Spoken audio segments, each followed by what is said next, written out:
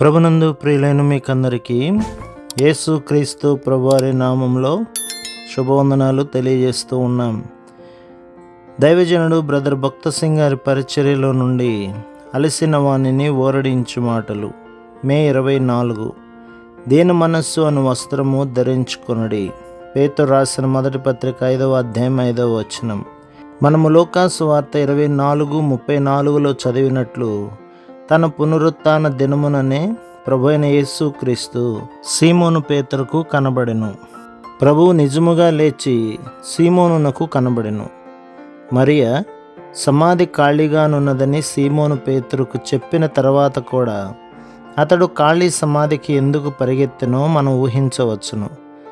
బహుశా అతడు సమాధి నుండి పరిగెత్తుచుండగా ప్రభువైన యేసు క్రీస్తు పేతురును కలుసుకొని తనను ముమ్మారు బొంకినందుకు క్షమాపణ అడుగుటకు అతనికి అవకాశం ఇచ్చి ఉండవచ్చును.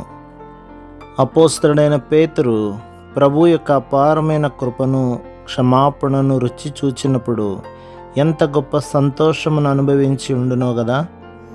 మనము ప్రభు పాదముల యొద్ద ఎంతగా తగ్గించుకొని విరిగిన హృదయముతో, నలిగిన మనస్సుతో ఆయన సన్నిధిలో కొనసాగుదమో మనమంతగా ఆయన పునరుత్థాన శక్తి యందు ఆనందించగలము. అదే పేతురు 1 పేతురు 5వ అధ్యాయం 6వ వచనంలో విశ్వాసులందరికీ ఇట్లు రాయిట మనము చూసుచున్నాము. దేవుడు తగిన సమయమందు మిమ్మల్ని హెచ్చించినట్లు ఆయన బలిష్టమైన చేతి క్రింద దీన మనస్కులై ఉండుడి. 5వ వచనంలో అతడు ఇట్లు చెప్పుచున్నాడు, దీన మనస్సు అను వస్త్రము ధరించుకొనుడి. దేవుడు అహంకారులను ఎదిరించి దీనులకు కృప అనుగ్రహించును. మత్తయి సువార్త 23వ అధ్యాయం 12లో ఈ విధముగా చదువుచున్నాము, తన్ను తాను హెచ్చించుకున్నవాడు తగ్గింపబడును, తన్ను తాను తగ్గించుకున్నవాడు హెచ్చింపబడును. నిజమైన దీనత్వముతో, తగ్గింపుతో మనము ఒకరిని ఒకరు ఎట్లు ప్రేమించవలెనో, సేవించవలెనో మనకు ఒక మాదిరిని చూపుటకే యేసుక్రీస్తు ప్రభు తాను సిలువ వేయబడక మునుపు శిష్యుల పాదములు కడిగెను.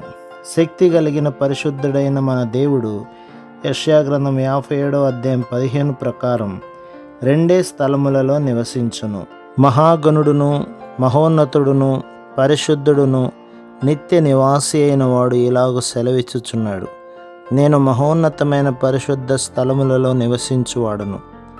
అయినను వినయము గల వారి ప్రాణమును ఉజ్జీవింపచేయుటకును, నలిగిన వారి ప్రాణమును ఉజ్జీవింపచేయుటకును వినయము గల వారి యొద్దను, దీన మనస్సు గల వారి యొద్దను నివసించుచున్నాను. మానవ హస్తకృతాలయములలో ఆయన నివసించడు. ఇంకను ప్రభువు మత్తయి సువార్త 11:29లో ఇట్లా అనుచున్నాడు, నేను సాత్వికుడను, దీన మనస్సు గలవాడను గనక నా యొద్ద నేర్చుకొనుడి. ఆయన సన్నిధిలో దీనులముగా నుండునట్లు జీవితాంతం వరకు ఈ పాఠమును మనము నేర్చుకొనవలెను. ఎప్పుడు దేవుడు మనలో, మన ద్వారా శక్తివంతముగా పనిచేయటం మనము చూచుదుమో అప్పుడు మనము గర్వించి ఉప్పొంగుట చాలా సులభము. దేవుని మహిమను దొంగిలించు గొప్ప శోధన నుండి దేవుడు మనలను తప్పించి మనలను దీనులుగా నుంచునుగాక. ప్రభు మిమ్మును, మీ కుటుంబమును, మీ సంఘమును దీవించి ఆశీర్వదించునుగాక. ఆమేన్.